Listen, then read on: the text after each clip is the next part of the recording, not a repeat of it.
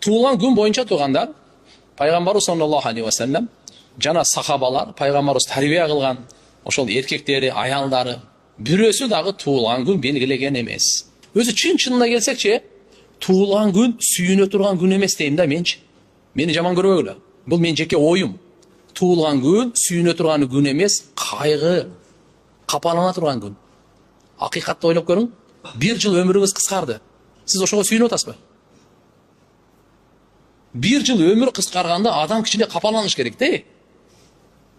1 жыл өлүмгө жакындай түштүм да менчи.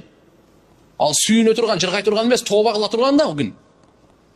Албетте мен ошол күнү дүйнөгө келипсин, Аллага шүгүр деп, ороза кармап кой, бейбечараларга садака берип кой. Ошол күнү, я Алла, ошондо 1 жыл мен өмүрүм кыскарыптыр. 1 жылды канча жакшы сөз сүйлөдүм, жакшы амал кылдым, кабыл кыл. Ушу 1 жыл канча жаман сөз сүйлөдүм, канча күнөө кылдым, канча намаз окубай койдум, я Алла кечиргин дей турган күн да. Ошон үчүн иншалла чын-чынына келгенде бул кубана турган эмес, кичине кайгыра турган күн туган.